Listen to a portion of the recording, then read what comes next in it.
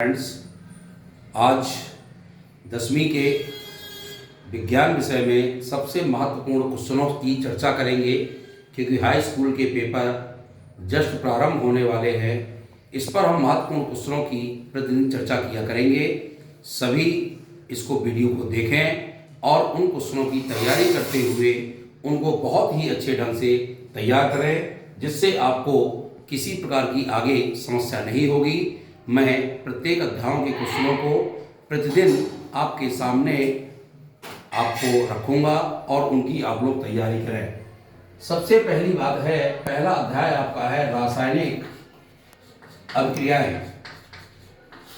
सबसे पहली बात है रासायनिक अभिक्रियाएं और इनके अंतर्गत क्या क्वेश्चन महत्वपूर्ण आते हैं उन पर चर्चा करेंगे।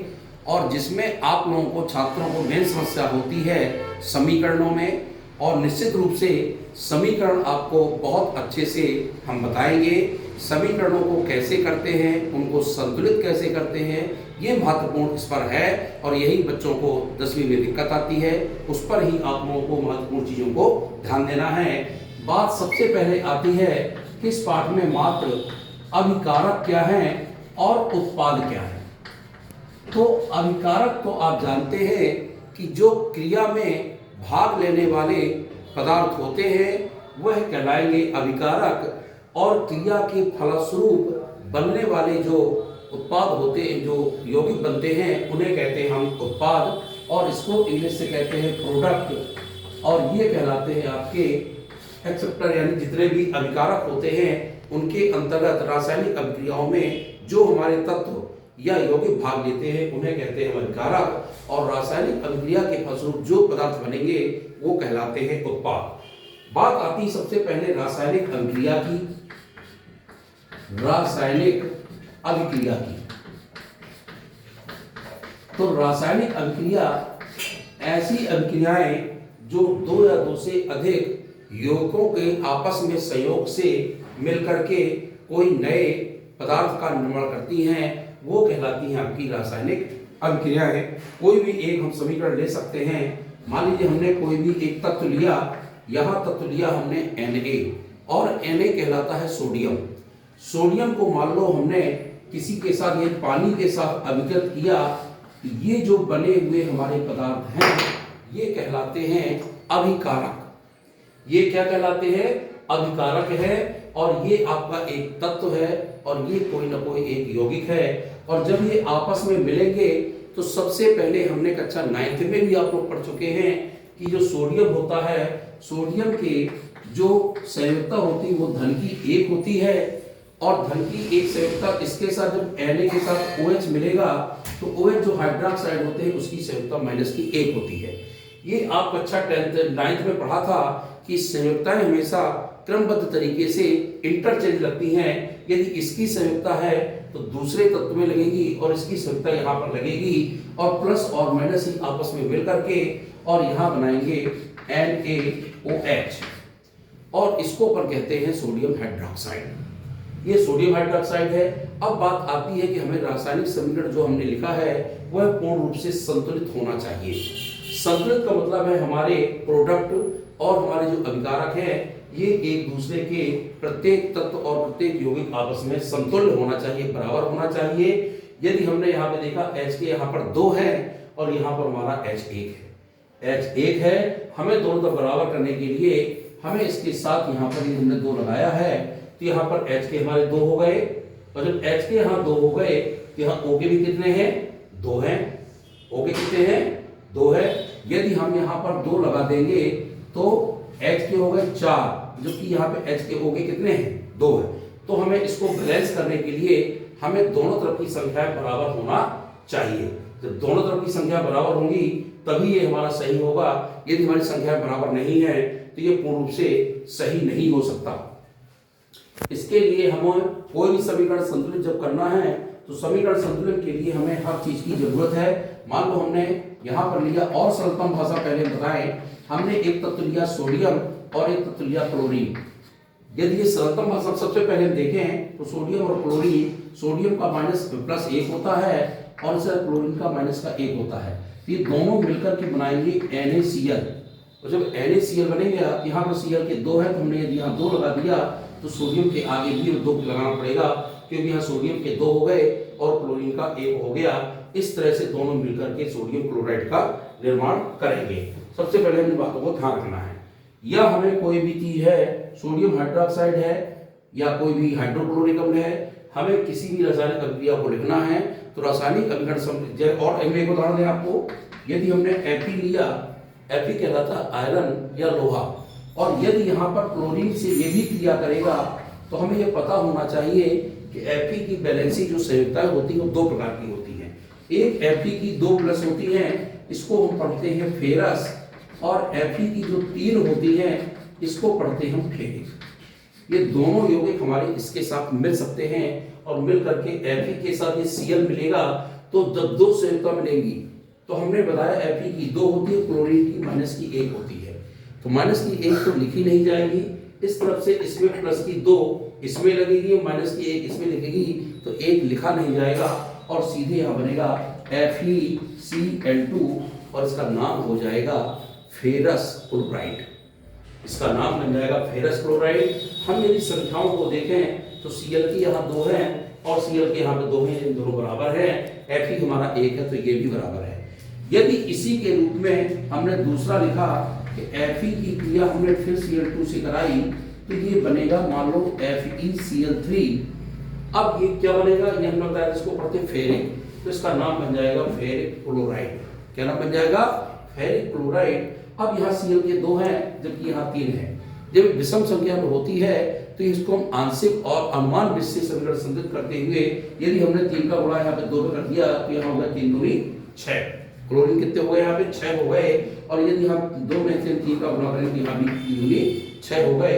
यहाँ आयरन के 2 हैं, इसके आगे में 2 लगाना पड़ेगा, तो मिलकर के बन जाएगा, इसका नाम बनेगा फेरिक क्लोराइड। इस तरह से कोई भी रासायनिक समीकरण के अंतर्गत हम समीकरणों को लिखते हैं, लेकिन हमें उनकी संयोजकता का ज्ञान होना चाहिए। यदि हमें उनकी संयोजकता पता है तो संयोजकता के आधार पर हम सूत्र बना सकते हैं। कभी भी छात्रों ये ध्यान रखिए, सूत्रों को रटा नहीं जाता। यदि सूत्रों को रटेंगे तो निश्चित रूप से आप सूत्रों को भूलेंगे और परीक्षा में आप सही ढंग से उसको नहीं कर पाते।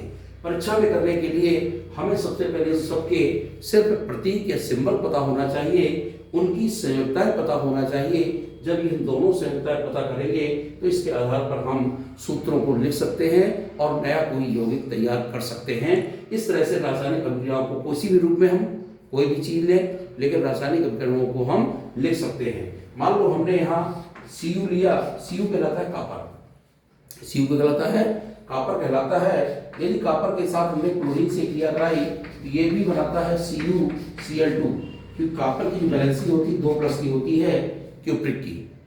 तो ये Cu की जो 2 बैलेंसी होगी तो इसकी 2 बैलेंसी यहाँ लगेगा, और यहाँ पर जो क्लोरीन का 1 है वो यहाँ लगना चाहिए, लेकिन 1 लिखा नहीं जाता, वो माना जाता है।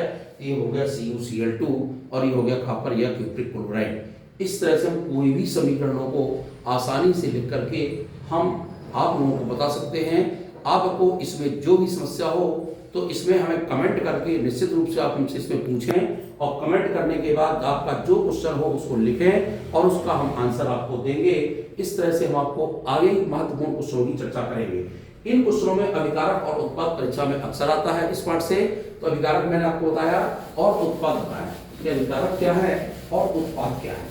अभिकारक उत्पाद को आप किसी भी रूप में लिख सकते हैं कि रासायनिक अभिक्रियाओं में भाग लेने वाले जो पदार्थ होते हैं वो कहलाते हैं अभिकारक, और क्रिया के फलस्वरूप जो बनने वाले पदार्थ होते हैं उन्हें कहते हैं उत्पाद। इन पाठों में कुछ क्रियाएं बहुत महत्वपूर्ण है। पहली बात है संयोजन क्रिया, ये परीक्षा में अक्सर पूछी जाती है। संयोजन, संयोजन का सीधा तात्पर्य है जुड़ना। संयोजन का सीधा तात्पर्य है जुड़ना, यानी हमारी ऐसी रासायनिक अभिक्रियाएं जो 2 या 2 से अधिक तत्वों या 2 या 2 से अधिक यौगिकों के साथ मिलकर के एक नए यौगिक का निर्माण करती हैं, ऐसी अभिक्रियाएं संयोजन। संयोजन का मतलब होता है जुड़ना, नाम ही है संयोज। संयोज का अर्थ सीधा है हमारा जुड़ना। यदि कोई चीज इसमें आती है तो संयोजन प्रक्रिया के अंतर्गत आपको इसमें देखना है। हमने कोई भी क्रिया ली, मान लो हमने यहाँ ले लिया NH3, ये कहलाता अमोनिया, और यहाँ ले लिया हमने HCl। तो सब ये क्या होता है, इनको जुड़ना का मतलब है ये आपस में जुड़ जाएंगे और जुड़ने के बाद एक नया यौगिक का निर्माण करेंगे और वो हमारा कहलाएगा बना हुआ उत्पाद। और ये मिली हुई जो अभिक्रिया होगी वो कहलाएगी हमारी संयोजन। ये परीक्षा में अक्सर पूछी जाती है। इसको संयोजन अभिक्रिया को इस साल के लिए महत्वपूर्ण भी है। ये हमने देखा इसका एक H का जो आयन है H के साथ जुड़ेगा और एक Cl हो गया और यहाँ बनेगा NH4Cl और इसका नाम होता है अमोनियम क्लोराइड। इसको तो बच्चों कहते हैं अमोनिया। ये क्या है, अमोनिया है और ये है आपका हाइड्रोजन क्लोराइड कहो या इसको कहते हैं हाइड्रोक्लोरिक अम्ल भी कहते हैं। ये आपस में इसका H लाइन यहाँ जुड़ जाएगा तो यह NH4 हो जाएगा और ये Cl हो जाएगा। और NH4 की जो वैलेंसीज होती है वो होती प्लस की 1 और इसको कहते हैं अमोनियम। ये अमोनिया नहीं है, ये छात्रों ध्यान रखना है। इसमें बच्चे बहुत कंफ्यूज होते हैं कि NH3 अमोनिया जबकि NH4 जो आयन के रूप में वो है अमोनियम और ये कहलाएगा अमोनियम और इसका नाम बनेगा अमोनियम क्लोराइड। और ये क्या हुआ, आपस में जुड़ गई और ये कहलाती संयोजन अभिक्रिया, यानी आपस में जुड़ करके इसमें संयोज किया यानी जोड़ा और जोड़ करके इसने बना दिया अमोनियम क्लोराइड। इस तरह से आपको इसमें ध्यान रखना है। अब बात आती है रिडॉक्स की अभिक्रियाएं जो महत्वपूर्ण परीक्षा में अक्सर आती हैं। रिडॉक्स अभिक्रियाएं, रिडॉक्स से पहले हमको पता होना चाहिए कि ऑक्सीकरण क्या है और अपचयन क्या है।